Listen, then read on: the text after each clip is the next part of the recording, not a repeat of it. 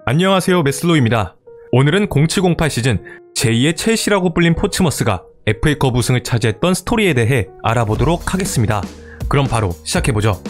포츠머스는 2003년 프리미어리그에 승격한 팀으로 전형적인 중하위권 팀이었습니다. 그런 포츠머스가 2006년 프랑스 국적의 석유 재벌에게 인수되며 변모하기 시작했는데요. 포츠머스는 단숨에 제2의 첼시로 떠올랐습니다. 자본을 등에 업은 포츠머스는 솔 캠벨, 앤디 콜, 데이비드 제임스, 은 완코 카누, 로렌 등 한때 이름을 날렸던 명성 있는 선수들을 대거 영입했습니다. 든든한 자본 덕에 레드넥 감독은 자신이 원하는 베테랑 선수들을 팀에 데려올 수 있었고 이들과 함께 좋은 성적을 내기 시작했죠. 리그 20라운드까지 사위권 경쟁을 펼쳤을 정도였습니다. 결과적으로 포츠머스는 해당 시즌 리그 9위를 기록했습니다. 투자에 비해 아쉬운 성적이긴 했지만 강등권을 전전했던 이전의 성적을 생각해보면 나름대로 준수한 성적이었는데요. 그리고 대망의 0708 시즌 다재다능한 미드필더 문타리와 수비수 디스텐까지 영입되며 포츠머스의 스쿼드가 드디어 완성되었습니다. 포츠머스는 어김없이 유럽클럽 대항전 진출을 목표로 삼아 치열한 경쟁을 펼쳐나갔습니다. 시즌 초반 리그 13라운드까지 현재 빅6라고 불리는 팀들 사이에서 블랙번과 함께 순항하고 있었죠. 단 2패만을 기록하고 있었습니다. 전방에서는 아프리카 공격수 트리오가 합계 14골 6도움으로 많은 득점을 기록하고 있었고 후방에선 캠벨, 디스탱 조합과 골키퍼 제임스가 좋은 활약을 보이고 있던 것이 돌풍을 일으킬 수 있었던 이유였는데요. 공격수 중 가장 높은 득점 비중을 차지했던 벤자니가 겨울 이적 시장을 통해 맨시티로 이적하긴 했지만 레드넥 감독은 곧바로 저메인 데포를 영입하며 그의 빈자리를 완벽히 메웠습니다. 또한 아스날에선 라사나 디아라까지 데려오며 중원 보강에도 성공했죠. 데포는 데뷔전인 첼시전에서 곧바로 데뷔골을 터뜨렸고 팀의 무승부를 이끌었습니다. 그리고 남은 잔여 시즌 12경기에서 무려 8골 1도움을 기록했는데요. 데포는 벤자니를 대체한 것을 넘어 팀의 승리를 이끌었습니다. 하지만 포츠머스는 시즌 막판 리그 4연패를 기록했습니다. 공격진이 침묵하며 4경기에서 단 1득점을 하는데 그치고 말았죠. 4팀 모두 포츠머스의 전력과 비교해봤을 때 충분히 승리를 거둘 수 있는 팀들이었고 이들의 상대로 승리를 거뒀다면 5위까지 올라갈 수 있었기 때문에 더욱 아쉬움이 남을 수밖에 없었습니다. 포츠머스의 최종 순위는 리그 8위. 팬들은 팀이 중상위권으로 완전히 도약했다는 것에 위안을 가져야 했습니다. 시즌 전체로 보았을 때 포츠머스가 이러한 성적을 기록할 수 있었던 것은 단연 골키퍼 데이비드 제임스의 공이 컸습니다. 제임스는 노장의 나이임에도 지난 시즌에 이어 2연속으로 포츠머스 올해 선수에 선정될 만큼 좋은 폼을 보여주고 있었는데요. 0708 시즌에는 PFA 올해 선수 후보와 리그 베스트에 이름을 올릴 정도로 대활약을 펼쳤습니다. 최근 리그 베스트의 데야, 에데르송, 알리송 등 걸출한 골키퍼들이 선정된 것을 보면 그가 얼마나 대단한 활약을 펼친 것인지 알 수 있죠. 그리고 이 시즌의 포츠머스는 FA컵 대회에서 대진 눈이 따라주며 8강까지 진출했습니다. 8강의 상대는 트래블을 노리는 맨유였는데요. 경기 장소도 올드 트래포드였기에 맨유의 기세가 매우 거셌습니다. 공격수 은한코 카누가 보이지 않을 정도로 포츠머스는 경기를 전개하지 못했습니다. 골키퍼 제임스와 솔 캠벨, 디스탱 중앙 수비진이 맨유의 공격을 막아내느라 고생했는데요. 이러한 상황에서 포츠머스에게 행운이 찾아오게 됩니다. 하프타임에 맨유의 골키퍼 반데사르가 부상으로 인해 서브 골키퍼인 쿠시착과 교체된 것이었죠. 이는 맨유에게 나비 효과를 가져왔습니다. 후반 76분 포츠머스의 몇 없는 공격 찬스 상황에서 쿠시착이 포츠머스의 공격수 바로스의 발을 팔로 건드리며 그대로 퇴장을 당하게 된 것인데요. 맨유는 더 이상의 골키퍼가 없었고 3장의 교체 카드를 다 써버린 상황이었기에 퍼디난드를 골키퍼로 세울 수밖에 없었습니다. 그리고 키커로 나선 문타리가 그대로 득점에 성공하며 1대0 포츠머스가 경기를 리드해가기 시작했죠.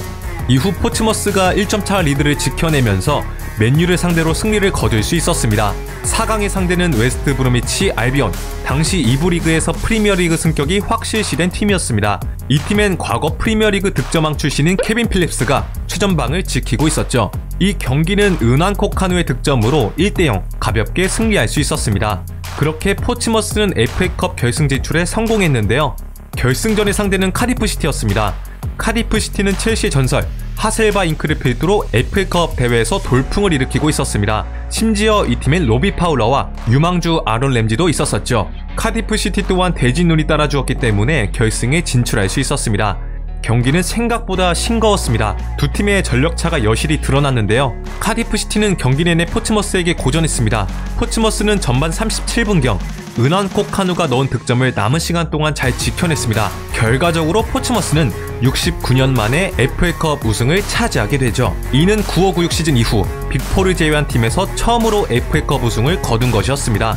결승전 맨 오브 더 매치에는 득점에 성공한 은완코 카누가 선정되었습니다. 그리고 포츠머스는 FA컵 우승으로 꿈에 그리던 유럽 클럽 대항전 진출에도 성공했는데요. 이렇게 FA컵 우승도 달성하고 리그에서도 중상위권으로 도약하는 데 성공했으나 이들의 행복은 오래가지 못했습니다. FA컵 우승이 오히려 구단에게 독이 된 것이었죠. FA컵 우승은 선수들의 주급 상승을 불러왔습니다. 이는 재정난으로 이어졌는데요. 결국 포츠머스는 주축 선수들을 대거 매각할 수밖에 없었습니다.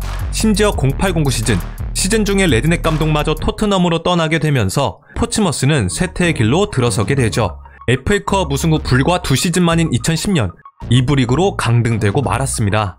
그리고 4부 리그까지 강등되었던 포츠머스는 현재 3부 리그에서 활동하고 있습니다. 자, 이쯤에서 레드넥 감독이 어떻게 포츠머스를 FA컵 정상으로 이끌었는지 궁금하실 텐데요. 레드넥 감독의 지도 스타일과 구단주의 전폭적인 지원이 시너지 효과를 내었기 때문에 가능했다고 말할 수 있겠습니다. 먼저 레드넥 감독은 전술가 타입의 감독이 아닌 관리자 유형의 감독입니다. 선수들에게 지속적으로 동기부여를 하고 그들을 잘 돌보는 감독이라 할 수 있죠. 구단주의 전폭적인 지원으로 영입된 베테랑 선수들은 레드넥의 이러한 성향을 굉장히 좋아했습니다. 과거 자신들이 상위권 팀에서 뛰던 시절에 들었던 복잡한 전술, 지루한 연설들을 들을 필요가 없었기 때문이었는데요. 실제로 레드넥 감독은 하프타임 때 라커룸에서 선수들에게 전술적인 움직임을 요구하기보단 계속 뛰어다녀, 여기선 막 장난쳐도 돼 라며 선수들에게 많은 자율성을 부여하고 보다 많은 신뢰를 보내는데 더욱 집중했다고 합니다. 이러한 이유로 데이비드 제임스, 은완코 카누, 솔 캠벨, 로렌 등 노장 선수들이 자신감을 얻을 수 있었고 리그에서 좋은 활약을 펼칠 수 있었다고 하죠. 게다가 레드넥은 베테랑 스타 플레이어들의 존재를 이적 시장에서 잘 이용했다고 합니다. 이들을 우상으로 여기는 젊은 선수들에게 접근하여 계약을 이끌어낸 것인데요. 이후 영입된 글렌 존슨, 저메인 데포, 라사나 디아라가 대표적인 예시라고 합니다. 이렇듯 레드넥의 지도를 통해 자신감을 되찾은 베테랑, 그리고 이들을 동경하는 젊고 유망한 선수들과의 조합이 결과적으로 FA컵 우승이라는 좋은 결과를 만들어냈다고 말할 수 있겠습니다. 포츠머스는 재정 위기로 인한 징계로 4부 리그까지 떨어졌었습니다. 현재는 3부 리그에서 중위권의 성적을 기록해 나가고 있는데요. 한때 제2의 첼시라고 불리며 우리에게 강한 인상을 남겼던 구단이 이렇게 몰락해버렸다는 게 너무 안타깝습니다. 언젠간 리즈처럼 부활에 성공했으면 좋겠네요.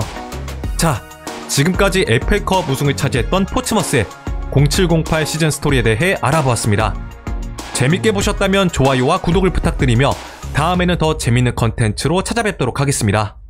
감사합니다.